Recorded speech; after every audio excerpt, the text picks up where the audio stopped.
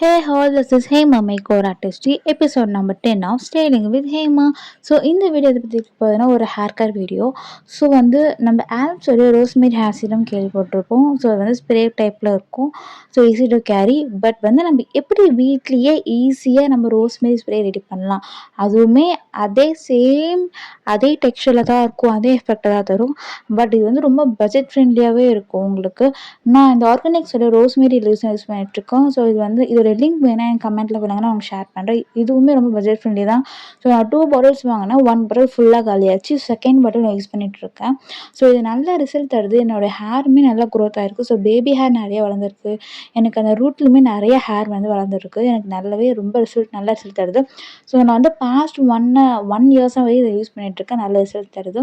So இதுக்கு என்ன பண்ணேன்னா, ஒரு பவுலில் 200 ml ஆஃப் லிட்டர் எடுத்துக்கணும். ஸோ 200 ml ஆஃப் வாட்டர் என்னதுன்னா 2 கிளாஸ் ஊற்றிக்கணும். ஸோ 400 ml எடுத்துக்கணும்.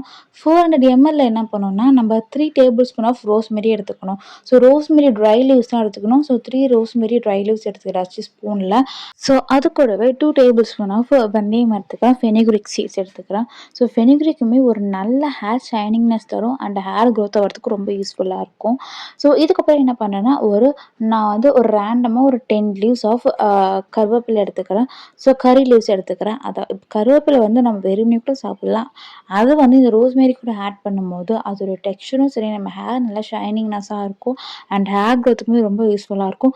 ஸோ இது எல்லாத்தையுமே நான் இந்த மாதிரி பவுலில் போட்டுட்டு நான் 400 ml வாட்டர் போட்டேன்ல. ஸோ அது என்னதுன்னா 200 ml மாறுற வரைக்கும் நான் இந்தமாரி கொஞ்சமாக ஸ்பூன் விட்டு அப்பப்போ கலரி விட்டுட்டே இருக்கணும். அப்படி கலரி விட்டால் தான் அந்த ரோஸ்மெரி, தென் கறி லீவ்ஸ், ஃபெனிக்ரிக்கில் இருக்கிற எசன்ஸ்லாம் அந்த வாட்டரில் நல்லா மிக்ஸ் ஆகும். ஸோ இப்பயே பாருங்கள், அது க்ரீன் கலரில் மாறுதா. ஸோ ஆப்ஸோடைய ஸ்ப்ரேவுமே க்ரீன் கலரில் தான் இருக்கும். ஸோ இந்த மாதிரி இன்க்ரீடியன்ட்லாம் போட்டு நம்ம வீட்டிலே செய்யும்போது ஹெல்த்தியாக இருக்கும். ஸோ இது நம்ம டெய்லியுமே யூஸ் பண்ணலாம், ஒரு பிரச்சனையே கிடையாது. ஸோ ஈஸியாக தான் அப்சர்வ் ஆகும். ஸோ இது எப்படி நம்ம ஹேரில் யூஸ் பண்ணுறோம், எந்த மாதிரி யூஸ் பண்ணாக்கா ஹேர் க்ரோத் ஆகும்னு சொல்லிட்டு நான் தனி வீடியோவில் போகிறேன். ஸோ இது மேக்கிங் வீடியோ மட்டும் இப்போ பார்த்துக்கோங்க. இந்த மாதிரி நம்ம வச்சுக்கிட்டு நம்ம ரெஃப்ரிஜிரேட்டரில் ஒரு 1 வீக் வரைக்கும் வச்சுக்கலாம். 5 டேஸ் to 1 வீக் வரைக்கும் வச்சுக்கலாம். ஒரு பிரச்சனையும் இல்லை. அது என்னதுன்னா, நம்மளுக்கு எந்த ஒரு இச்சினஸும் வராது, எந்த ஒரு அலர்ஜியுமே வராது.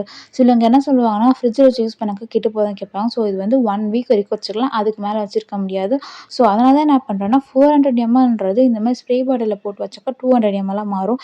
இது 1 வீக் கரெக்டாக இருக்கும். நம்ம ஸ்கேல்பில் அண்ட் நம்ம ஹேரில் பராமல் நல்ல எல்லாத்துலேயுமே ஸ்ப்ரெட் ஆகிற மாதிரி நல்ல ஒரு மசாஜ் பண்ணி கொடுத்தா நல்ல ஹேர் க்ரோத் கிடைக்கும். நான் இது எப்படி நம்மளுக்கு மசாஜ் பண்ணிக்கிட்டே நம்ம ஸ்ப்ரே பண்ணலாம்னு சொல்லிட்டு நான் உங்களுக்கு அப்கமிங் வீடியோஸில் சொல்கிறேன். ஸோ இந்த மாதிரி more styling video and hair care video and makeup வீடியோக்கு என்னோட பேஜ் சப்ஸ்கிரைப் பண்ணிக்கோங்க. So stay tuned for more videos and updates. Bye.